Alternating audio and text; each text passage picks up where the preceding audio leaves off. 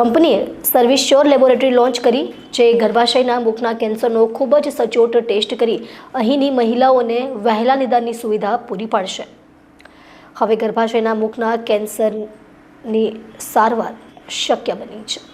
ગર્ભાશયના મુખનું cancer એ ભારતમાં કેન્સરને કારણે મૃત્યુ પામતી સ્ત્રીઓ પાછળનું પ્રમુખ કારણ છે, જેના પરિણામે નેશનલ કેન્સર રજિસ્ટ્રી રિપોર્ટ 2023 મુજબ ફક્ત ગુજરાતમાં જ વર્ષ 2023માં ગર્ભાશયના મુખના કેન્સર સંબંધિત 17,000 કેસ અને 1,800 મૃત્યુ નોંધાયા હતા। સમગ્ર વિશ્વના મેડિકલ પ્રેક્ટિશનરોએ ગર્ભાશયના મુખના કેન્સરના વહેલા નિદાન પર ભાર મૂક્યો છે અને તેને અનુરૂપ રહીને DNA wellness India private limited આ સફળ નવીનીકરણ મારફતે સુરત અને દક્ષિણ ગુજરાતની લાખો સ્ત્રીઓનું સશક્તિકરણ કરશે। ડીએનએ વેલનેસ એ સોમવારના રોજ ગર્ભાશયના મુખના કેન્સરની તપાસ માટેની એક સમર્પિત ટેસ્ટિંગ લેબોરેટરી સર્વિસ શ્યોર લેબોરેટરીના લોન્ચની સાથે ગુજરાતના માર્કેટમાં તેના વિસ્તરણની જાહેરાત કરી હતી।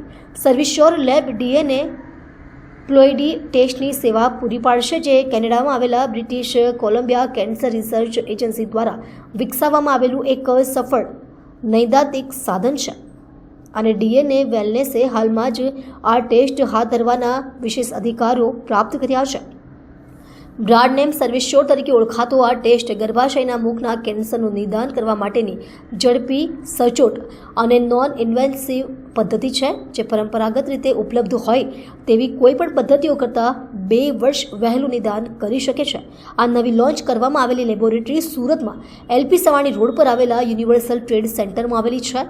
શહેરની મધ્યમાં આવેલી આ લેબોરેટરી અલ્ટ્રા મોડર્ન ટેકનોલોજીથી સજ્જ છે, જે સર્વિસ શ્યોર ટેસ્ટ હાથ ધરવા માટે ખૂબ જ પાત્ર સ્ટાફના સભ્યો ધરાવે છે। અમદાવાદ, વડોદરા અને રાજકોટ બાદ દક્ષિણ ગુજરાતના પ્રદેશના દર્દીઓની જરૂરિયાત પૂરી કરવા માટે સુરત પર પસંદગી ઉતારવામાં આવી છે।